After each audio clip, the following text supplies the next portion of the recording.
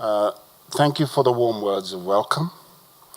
On behalf of DIRCO, and as co-sponsor of this conference, I am pleased to deliver the opening remarks at this important meeting. I want to share with you South Africa's strategic and foreign policy imperatives that guide our work in the G20. Last year, the Buenos Aires G20 Leaders Summit marked the 10th year anniversary of the G20 meeting at Leaders Summit level.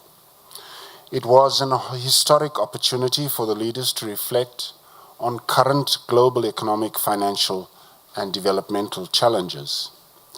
Since its elevation to summit level, the grouping has expanded its role and mandate and has increasingly incorporated issues of a developmental, trade, and foreign policy dimension on its agenda.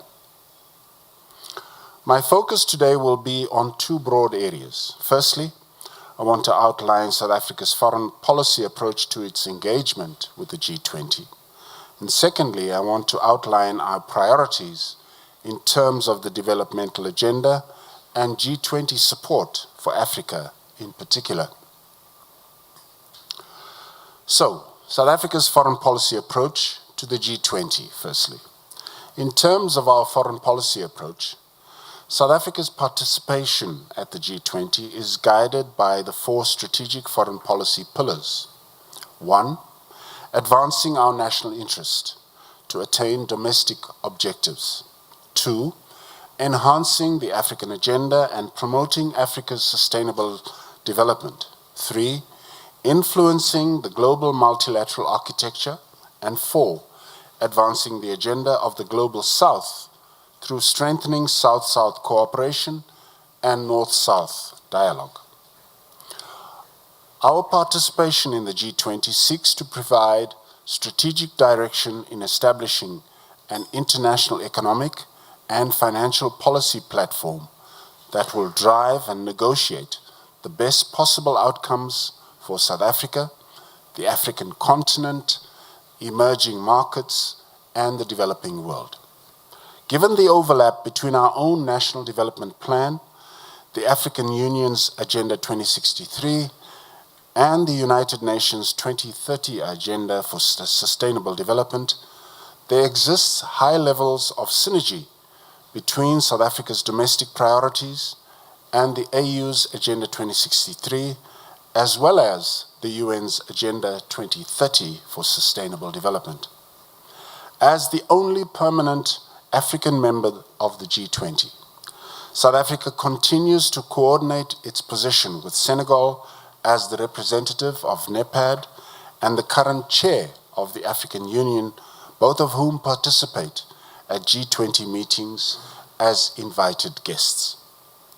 I want to now turn my attention to the G20 Buenos Aires Leaders Summit 2018 and its outcomes.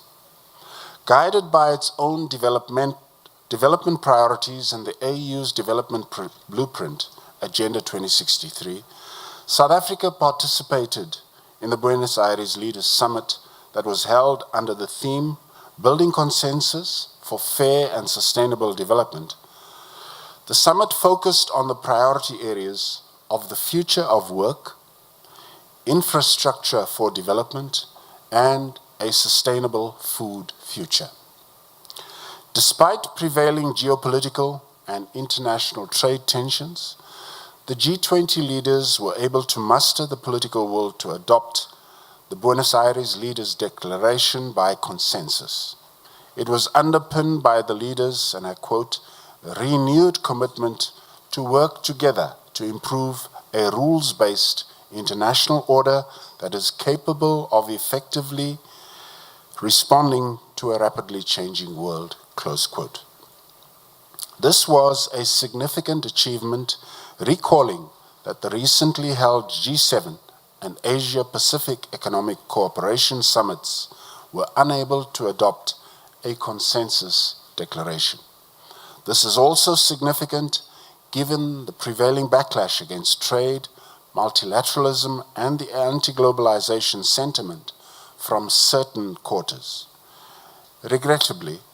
the the G20 leaders were not able to make a strong pronouncement on multilateralism due to stated positions by certain members. Through his engagements at the summit, my President, Matamela Ramaphosa, emphasized the following. 1, the need to build safer and more resilient global financial systems. 2, the promotion of the international development agenda. 3, the continued commitment to a rules-based multilateral system.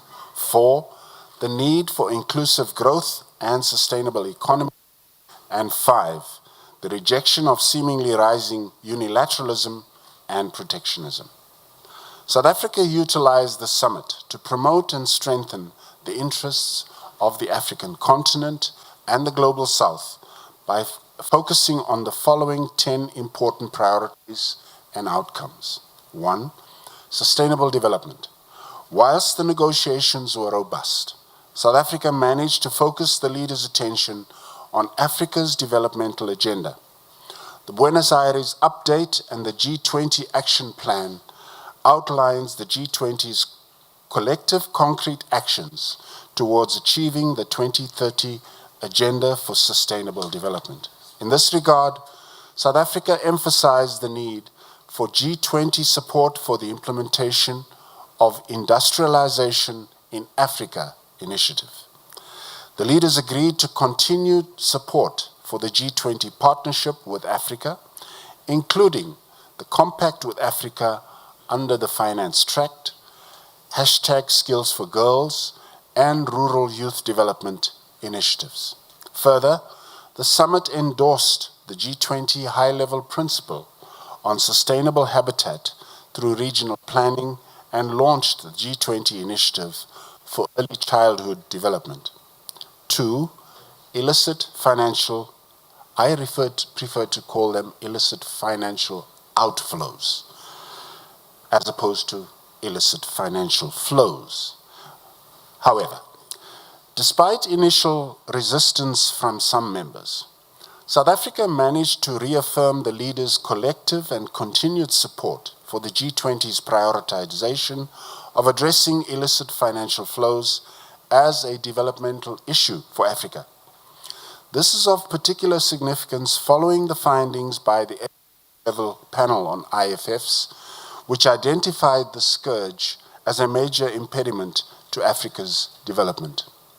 I want to pause there and just digress briefly from my prepared text. Recently, Tanzania set what I believe is an excellent example for the rest of us on the African continent. A ship was carrying gold that had been mined in Tanzania. The mining company had underreported the size of the cargo. Tanzanian authorities entered the ship, went down into the hold, and physically counted the size of the cargo, the bars of gold, and came out of the ship and proceeded to fine the mining company.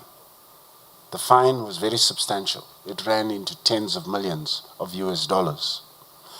Now, the point I want to make, Your Excellency, is that if this is the extent to which we on the African continent have to go to prevent illicit financial outflows, then so be it. That is the extent to which we have to ensure that the money that belongs to the people of the African continent stays here. Now, the future of work. Throughout the negotiations, South Africa emphasized the need to embrace technological advancements for the benefit of all and to ensure that technological development reduces inequality. In this regard, a key priority for this summit was the future of work, where leaders resolved to promote the building of inclusive, fair, and sustainable future of work that will result in decent work and skills development. The leaders further endorsed the menu of policy options for the future of work, bearing in mind that, and I quote, the transition will create challenges and that policy responses and international cooperation will help ensure that the benefits of the technological transformation are widely shared, close quotes.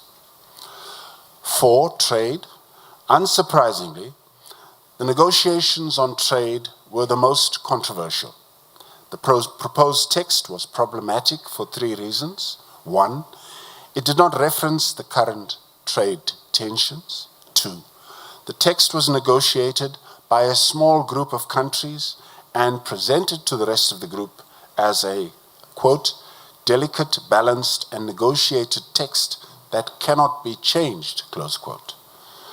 And 3, from a substantive point of view, the G20 pronounced on World Trade Organization, WTO reform, at a time when there is no consensus within the WTO or the Africa Group in Geneva on this process. Further, the proposed text made no mention of increased protectionism. Notwithstanding our reservations, South Africa agreed to go along with the consensus, noting that the process should be Geneva-based, membership-driven, and inclusive. South Africa reiterated that the G20 needs to show leadership in light of the current global trade tensions. We reaffirmed the centrality of the rules-based, transparent, non-discriminatory, open, and inclusive multilateral trading systems as embodied in the WTO that promotes a predictable trade environment and recognizes the importance of the development dimension. In this regard, on the margins of the G20 summit and in our capacity as BRICS chair, South Africa issued a BRICS media statement outlining this priority. Notwithstanding the current tensions in the area of international trade and investment, it was significant that G20 leaders agreed that, and I quote, trade remains an important engine of inclusive growth and economic development, and recognize that the multilateral trading system has positively contributed to that end, close quotes. I now move on to climate change. On the contentious issue of climate change, there remains clear division within the G20 between the United States and the rest of the G20 members, that is 19 members, in reference to the Paris Climate Change Agreement. As was the case at the Hamburg Summit in 2017, all those G20 members who are signatories to the Paris Agreement reaffirmed that the Paris Agreement is irreversible and committed to its full implementation. Developing countries succeeded in ensuring that the principle of common but differentiated responsibilities and respective capabilities in light of different national circumstances was reflected in the declaration. The United States, on the other hand, insisted on a separate paragraph that reiterated their decision to withdraw from the Paris Agreement. All G20 members did, however, look forward to a successful UNFCCC COP24 and agreed to engage in the Talanoa dialogue. Energy transitions is my number 6. South Africa promoted the key issue of the need for increased energy access in Africa.